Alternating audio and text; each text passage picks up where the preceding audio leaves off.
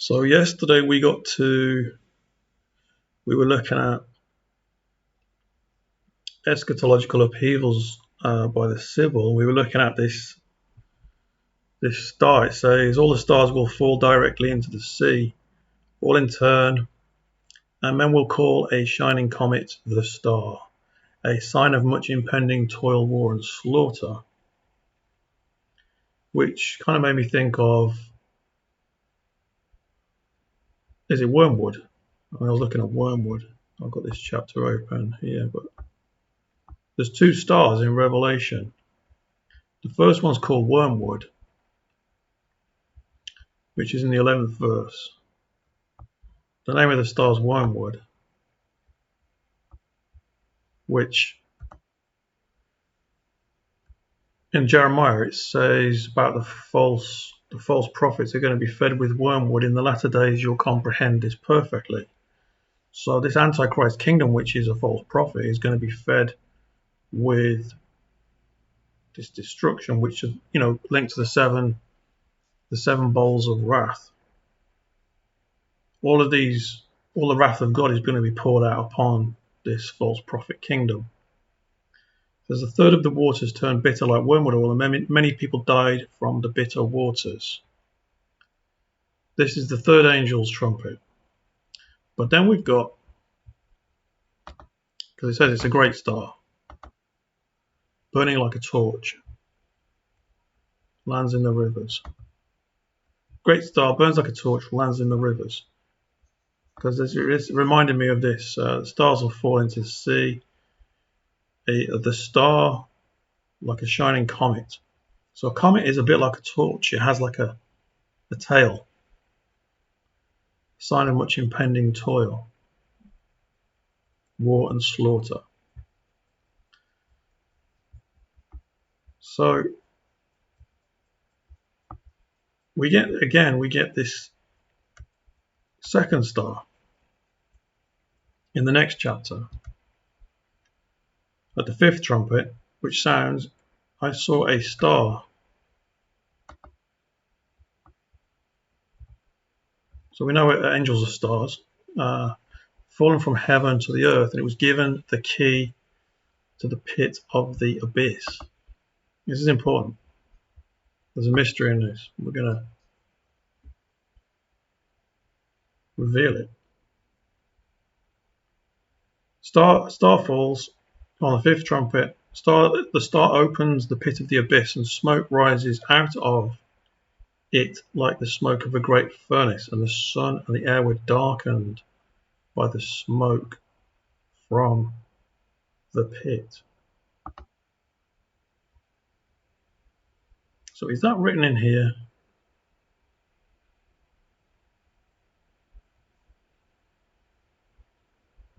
About the sun and the moon being darkened?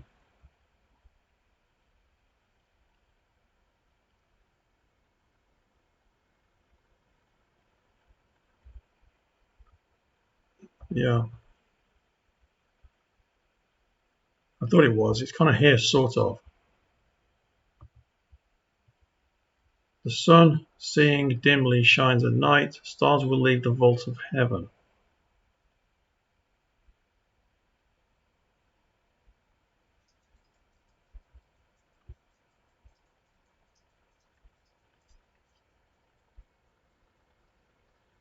But everybody's being taught that this is going to happen in the future.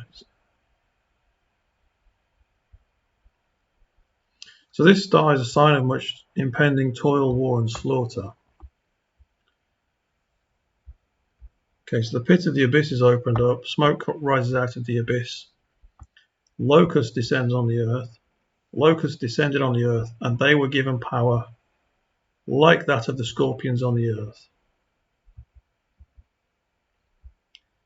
They were told not to harm the grass of the earth or any plant or tree, but only those who did not have the seal of God on their foreheads.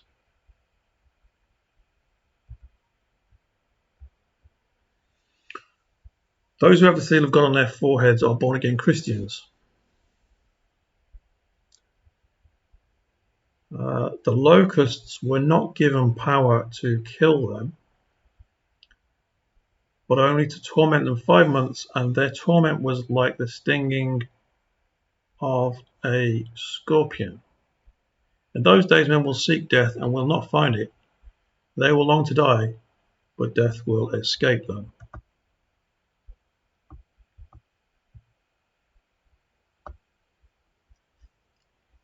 Okay, bear with me while I open another window. I'm going to check out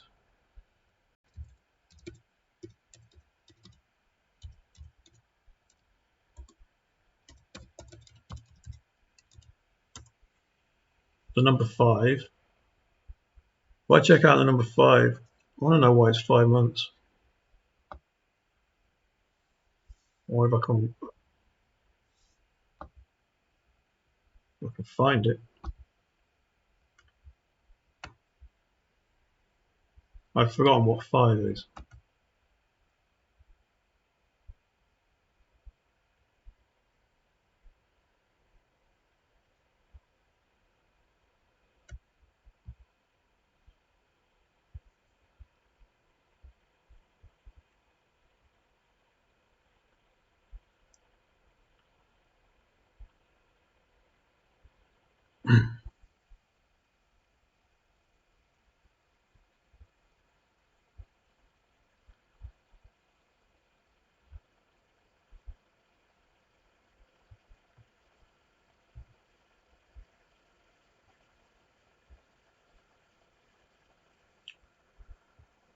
Nothing yet.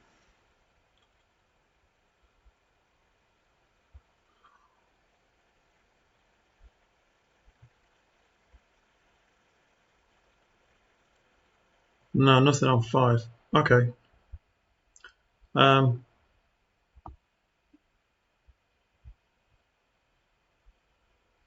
locusts look like horses prepared for battle with something like crowns of gold on their heads.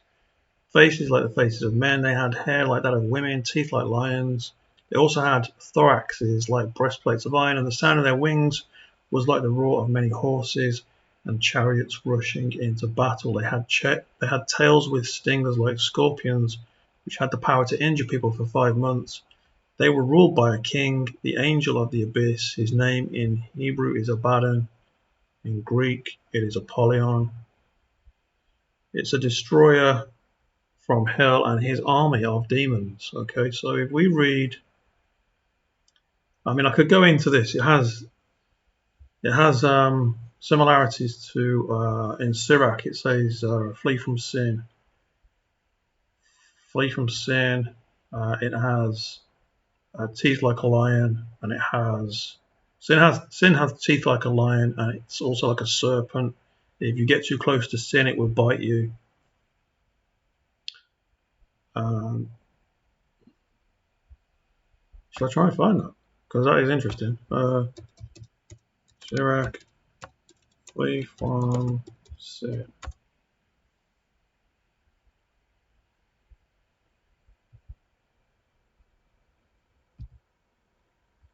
Let's see if it comes up.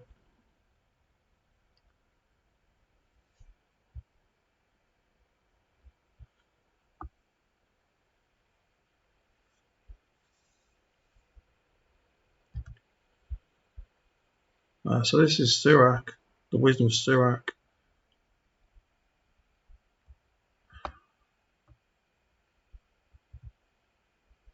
Flee from sin as from a snake, for if you approach sin, it will bite you. Its teeth are lion's teeth. It can destroy humans' lives.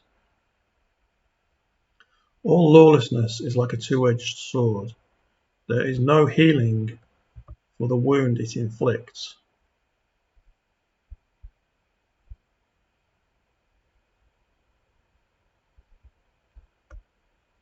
Okay. So we were here. The star comes down, opens the abyss. The destroyers come out of the abyss. Demons in the abyss. Okay.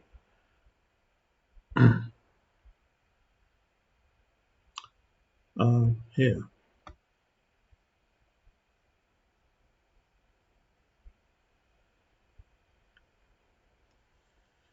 In the 3rd week of this Jubilee, we're going back in time. Okay, we're going to After the flood, the sons of Noah, so the watchers came down, they bred with women, they begat giants. The giants perished, but their spirits were bound on earth. These are the demons. Okay, so this is where we're picking the story up. Third week of the Jubilee, the unclean demons began to lead astray the children of the sons of Noah, and to err and destroy them. And the sons of Noah came to Noah their father, and they told him concerning the demons which were leading astray and blinding and slaying his sons' sons. And he prayed before the Lord his God and said, God of the spirits of all flesh, who has shown mercy to me and has saved me and my sons from the watchers of the flood, and has not caused me to perish as you did the sons of perdition.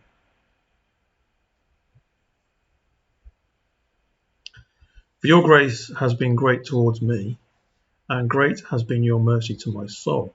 Let your grace be lifted up upon my sons, and let not wicked spirits rule over them, lest they should destroy them from the earth. But do you bless me and my sons, that we may increase and multiply and replenish the earth? And you know how your watchers, the fathers of these spirits, acted in my day. And as for these spirits which are living, imprison them and hold them fast in the place of condemnation.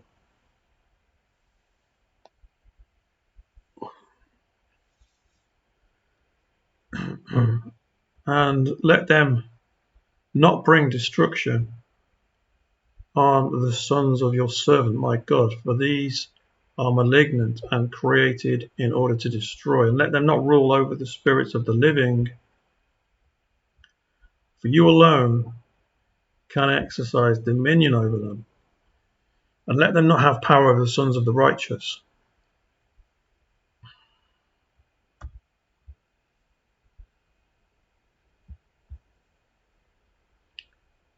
You know? Let them not have power over the sons of the righteous.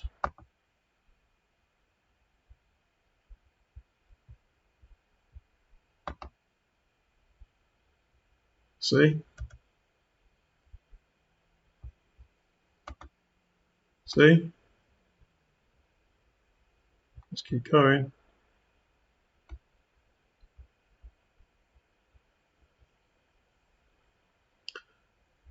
From henceforth and forevermore. And the Lord our God bade us to bind all. And the chief of the spirits, Mastema, came and said, Lord Creator.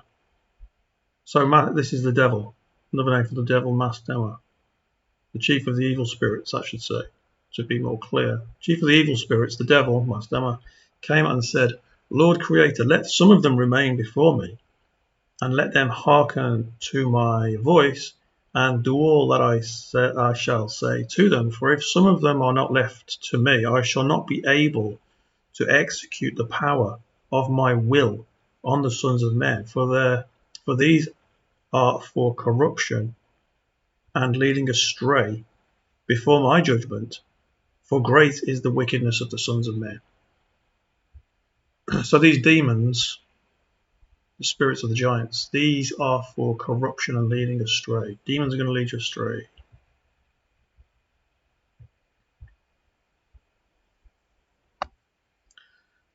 And he said, let the 10th part of them remain before him, and let 9 parts descend into the place of condemnation.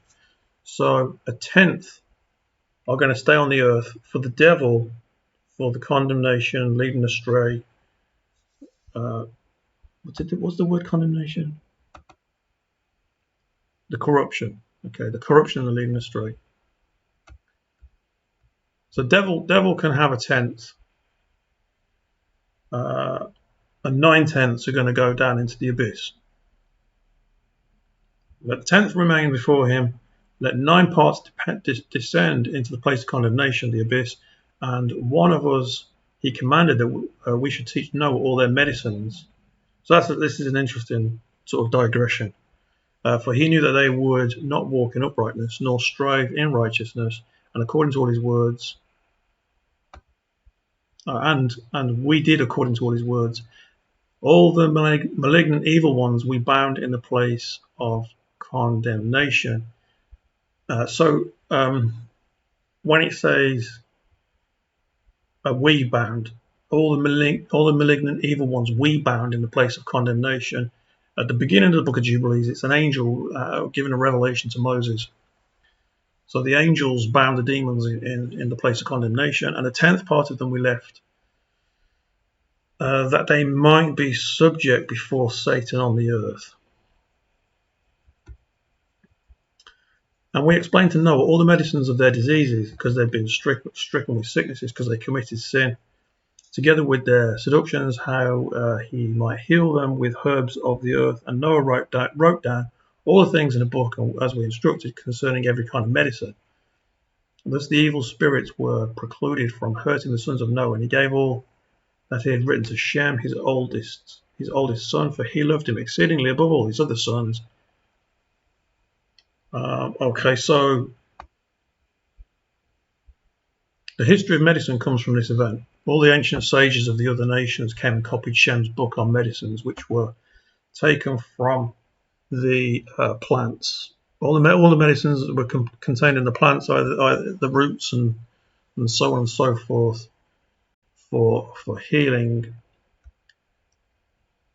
And as you can see here, this is because there's a law to the giants. The law to the giants says they can't have power over the righteous. The demons have no power over the righteous.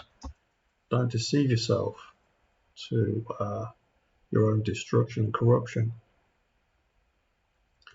So it says, flee from sin. This is Sirach.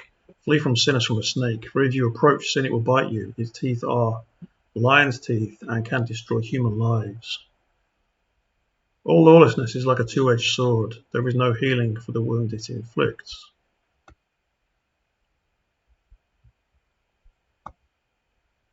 So this was that star, this second star. There's no name of this star. Is it the star of the fifth trumpet? And now we had wormwood of the third trumpet.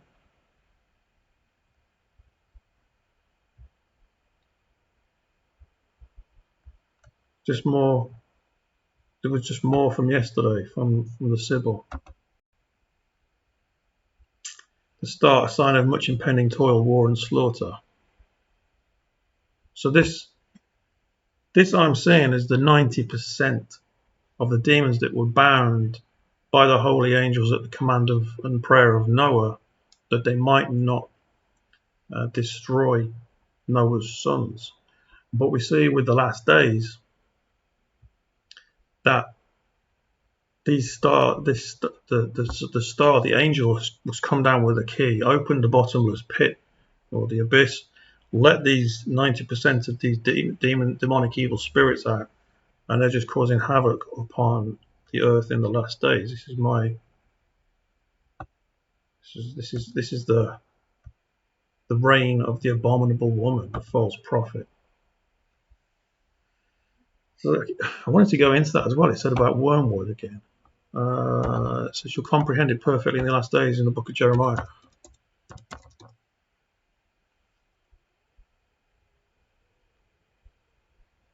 Wormwood.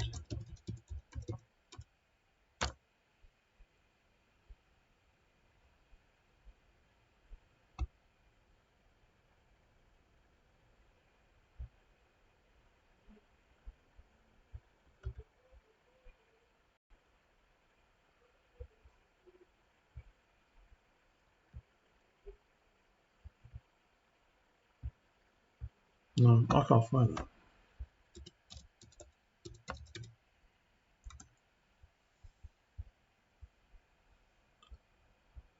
Wormwood.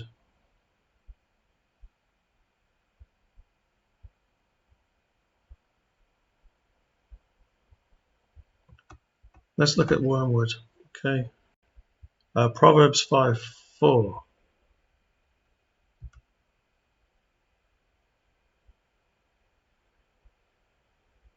Interesting. Got the double-edged sword again. It says, avoiding immorality. Though the lips of the forbidden woman drip honey, and her speech is smoother than oil, in the end she is bitter as wormwood, sharp as a double-edged sword. Her feet go down to death, her steps lead straight to Sheol. So I did an exegesis on this about the two women.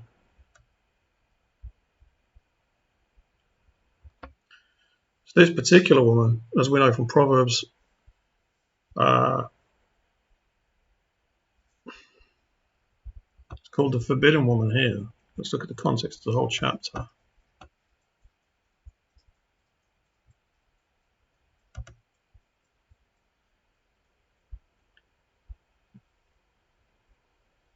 My son, pay attention to my wisdom, incline your ear to my insight, that you may maintain discretion, and your lips may preserve knowledge. Though the lips of the forbidden woman drip honey, and her speech is smoother than oil, in the end she is bitter as wormwood, sharp as a double-edged sword. Her feet go down to death, her steps lead straight to Sheol. She does not consider the path of life. She does not know that her ways are unstable.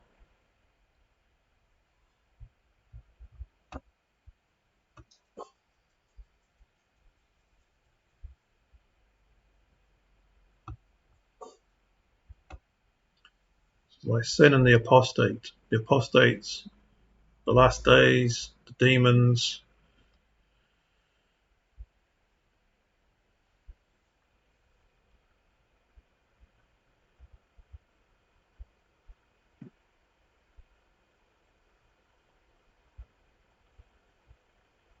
Here's the one I was looking for in Jeremiah.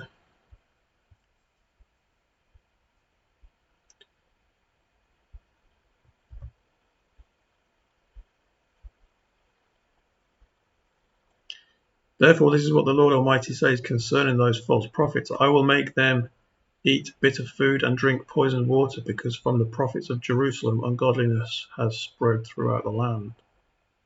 This is the 15th verse.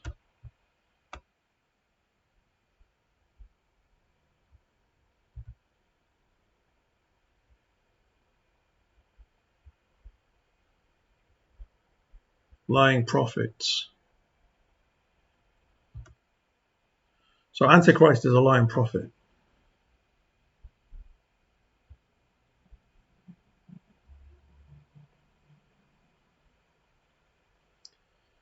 Their path will become slick. They will be driven away into the darkness and fall into it, for I will bring disaster upon them in the year of their punishment. Among the prophets of Samaria I saw an offensive thing. They prophesied by Baal and led my people Israel astray. That's the Roman Catholic Church.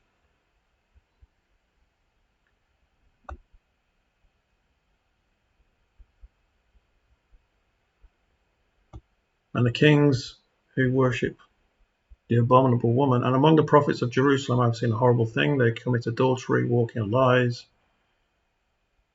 strengthen the hands of evildoers, so that one turns his back on wickedness. They are like Sodom to me. The people of Jerusalem are like Gomorrah.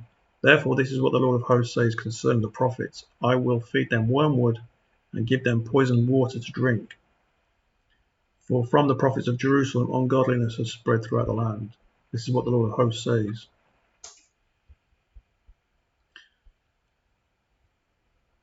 Do not listen to the words of the prophets who prophesy to you. They are filling you with false hopes.